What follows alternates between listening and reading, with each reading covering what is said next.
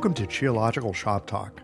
In this podcast, we bring you roughly 20 to 25 minutes of practical clinical methods, perspectives, and advice that has its work boots on. Listen in for clinical gems that you can begin to investigate the next time that you walk into clinic. Additionally, visit the show notes page for supporting materials from this week's guest on Shop Talk. All right, friends, roll up your sleeves. Let's get to work.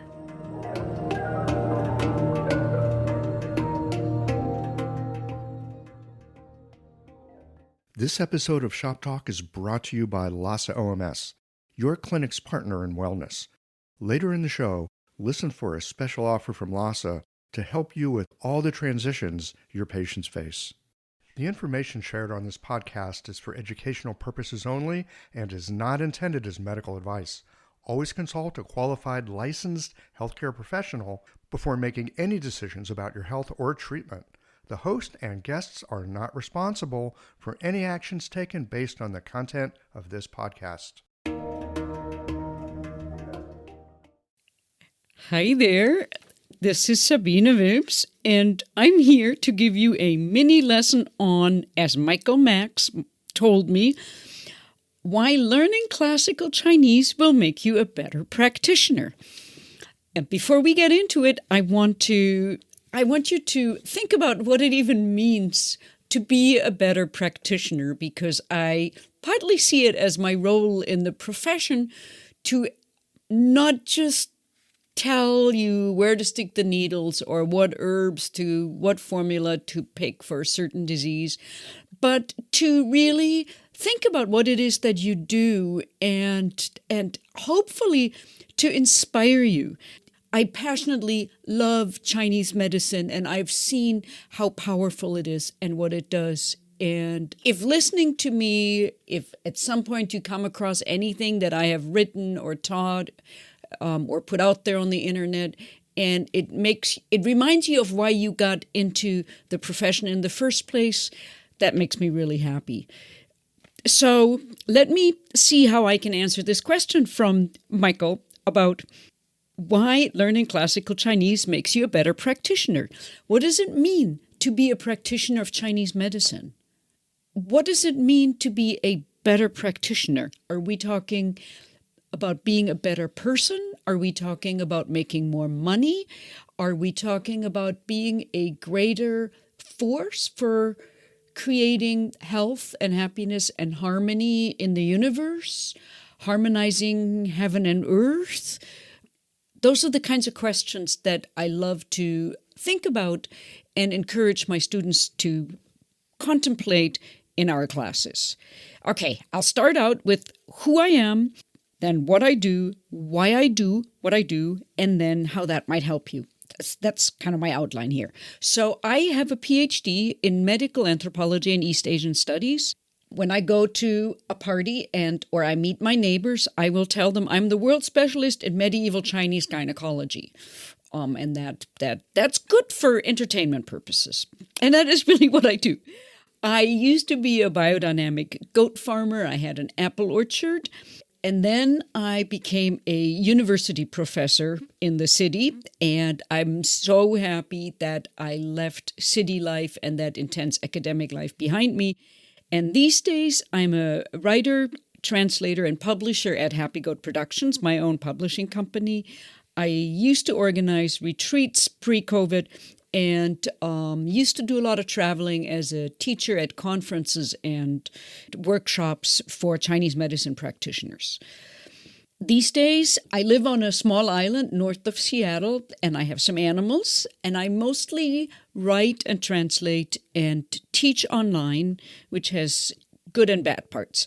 My favorite topics are gynecology, Yangsheng, nurturing life, medical ethics, that sort of thing. And most recently, for the last couple of years, I've really focused on teaching classical Chinese. My own courses, and then I teach at doctoral programs, most regularly at Yosan University in LA. And I've created both a mentorship, an online membership program, and a 2-year intensive program on teaching classical Chinese. And as part of that, I have had to ask myself very critically. And I ask my students all the time, why should we learn classical Chinese? I personally love reading the classics in the original language, and I love translating. There's something about it where you can see it as an escape, but I think it depends on what reality you want to live in. But sitting there for a few hours on a Sunday morning and reading Lao Tzu or the I Ching, the classic of changes, or contemplating a chapter in the Yellow Emperor's inner classic on harmonizing heaven and earth, on the seasons and the resonances in the pulses or the flavors, or even a chapter on impediment syndrome and the different varieties. It changes the way I look at the world, and I don't want to say, I don't think it's an escape. It's just a different reality that is not more or less, well, for most people with the rational left brain attitude, it is less real than, global warming, the war in Ukraine, my mortgage bill, an empty refrigerator, the rising cost of ginger ale, whatever, all those things. But on a different level, that countless perspective of reading a text that was composed 2,500 years ago, or even 1,000 years ago, there's something about entering that world and honoring the authors of that world. And I know I'm recording, so I can't be silent. And I really wanted to record this down by the beach with the waves in the background and have these long silences and be like, well, really, the reason why I wanted to encourage you all to learn classical Chinese is because it puts me in a mindset that is the equivalent of sitting by the beach in silence. But I don't know how I can explain that to you. So now I'm trying to rationalize that short answer. So there are a couple of things that come to mind. And the first ones are a little more tangible, and then we'll get into the ineffable.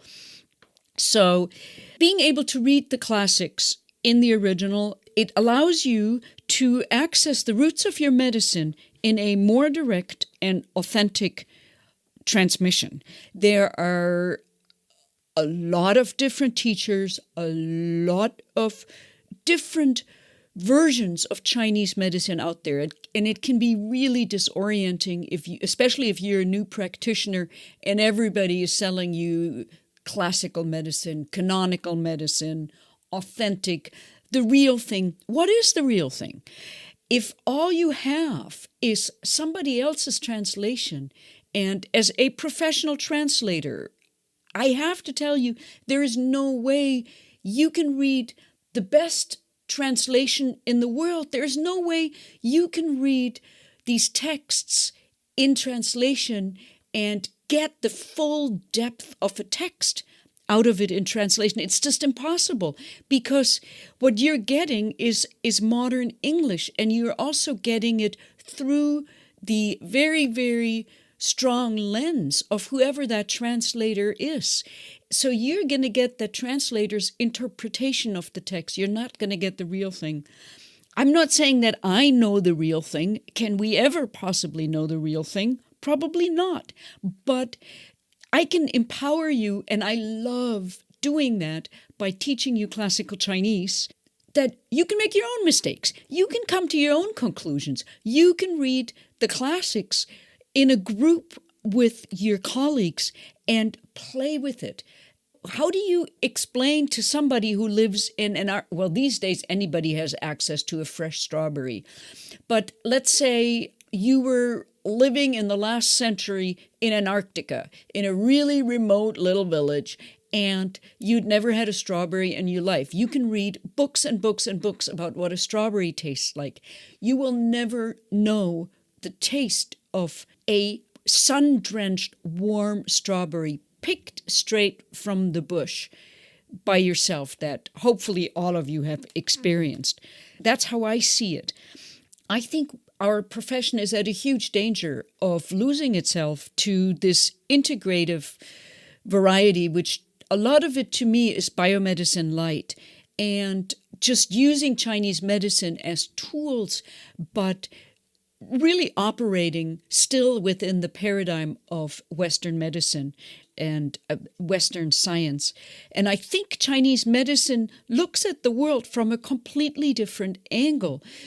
Whether you're thinking about the position of a human being in the cosmos, ideas about health and illness, whether you're thinking about menopause or menstruation or fertility or pain or cold, the relationship to cold and heat. How do you explain, how do you translate yin and yang into English? How do you explain qi? It's impossible, which is why we say qi instead of energy. They're not the same thing. And if you translate qi as energy, you're going to miss so much of what qi is all about, because qi is also matter. It's the material substance of the cosmos. So if you translate qi as energy, you miss out this whole aspect where the human body is identical and is part and resonates with the cosmos. These are not theoretical correspondences, the 5 phases or yin and yang. It's not that the human body or a certain season is correlated with metal, is correlated to the lungs and all of these things. It's that the lungs actually resonate with fall, with the virtue of justice and the metal sense of cutting, that cutting sword of justice. It's really hard to talk about this stuff. That's part of the problem. It's much easier to do this in Chinese. And a lot of times when I hang out with people who know Chinese, we use terms, Chinese terms, and we're like, we don't know how to explain this in English because it's just so difficult. So just one example, Huoluan is translated in modern TCM texts as cholera, but it's not the same as the biomedical condition of cholera. So when you look at traditional Chinese texts on Huoluan, there is a description of diagnosis of specific signs and symptoms and specific formulas. Some of them might overlap with cholera and some might not.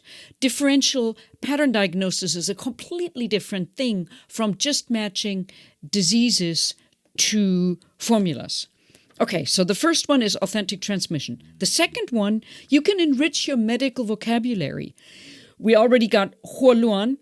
Also think about the Mingmen, the gate of life. That thing, Mingmen just doesn't exist in English. So what is it? Or Jing, we can translate Jing as essence, but it's so much, or as sperm, but it's not really sperm. And what's the meaning of essence? You all know that Jing is so much more than sperm or essence. Learning classical Chinese blows your mind and expands your tool chest. Well, I'm just going to leave this as it is.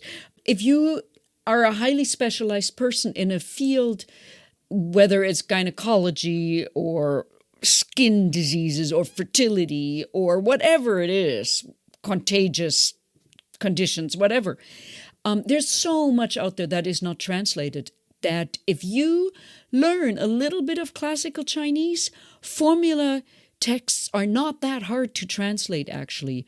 And it's so empowering. I love empowering my students. After a year or two of learning classical Chinese, they can go out there and use Chinese texts. And all these texts are out there on the internet for free, accessible. You can Google a condition, and there's just like millions of pages of information in Chinese that all of a sudden you have access to. It's incredibly empowering. And then the last point is the hardest one, but I think it is important. Classical Chinese, I think personal cultivation is an important aspect of what makes you a better practitioner. What does it mean to be a good practitioner? What does it mean? How do you define being good? And how do you define being a practitioner? To me, the classics give you a view of medicine that is completely different from our Western ideas about what it means to be a practitioner. It includes self-cultivation.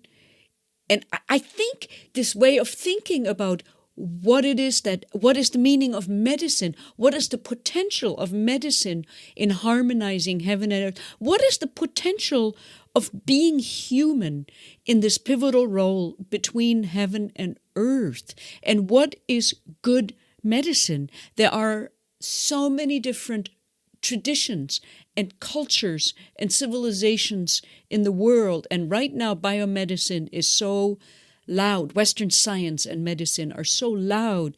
And we think about it in terms of biomedical efficacy and something that you can measure. But you all know, right? There's so much more to healing and to being a healing presence in the world. And I feel like right now, the world really needs all of us. And to me, I don't know how to explain it, but when I have these sessions with my students and we just discuss virtue as something that has a role in medicine, in healing, in health, cultivating and practicing virtue as a medical prescription, thinking about virtue as playing a role in diagnosis, diagnosing a person in terms of the 5 elements and using virtuous actions like an herb or an acupuncture treatment. These are things that you just won't find in English or in very, very few English translations of books on Chinese medicine. And it's certainly not something that gets taught in institutions or tested in your licensing exams. Plus, it's just plain old fun. And if you're doing something that is fun and enriching and reminds you of why you got into Chinese medicine in the first place, well, that will make you a better practitioner because you're going to learn something and then you're going to go to clinic the next day and you're going to be all excited and you're going to be happy. And your patients are going to pick up on that. And I think that is probably the biggest thing that we can do right now for our communities, is to show up with love and graciousness and compassion and happiness and fully realized human beings who are expressing our golden path, our destiny, our mission in life. And to me, the classics, very, very powerful. And if you want to learn more classical Chinese, check out my website, happygoatproductions.com, sign up for my newsletter, or think about joining my classical Chinese program. My 2-year intensive program, Triple Crown program, starts in September, on September 14, with a new 2-year cohort, translatingchinesemedicine.com, or just get in touch with me. I'm easy to find. I also have a free course, Introduction to Classical Chinese. It's totally free, and a lot of people have told me that they really like it. So thank you for listening, and take care, and just continue being the healing force that we all need to be right now out there in the world. When you're looking for herbs, tools, and supplies to guide your patients through life's transitions, you need quality you can trust. Lhasa OMS offers an unmatched selection of acupuncture needles for every style, herbs from all your favorite manufacturers, and everything else you need to run your clinic with confidence. Visit lhasaoms.com to source the herbs and other supplies featured in this series. Use the code FERTILE15 for 15% off your next purchase at lhasaoms.com. Some exclusions apply. See website for details. That's it for this episode of Shop Talk. Did you learn something that brought a patient to mind? Don't keep a good thing to yourself. Share it with a friend. They'll be happy that you did. And tune in again for our next episode of Shop Talk.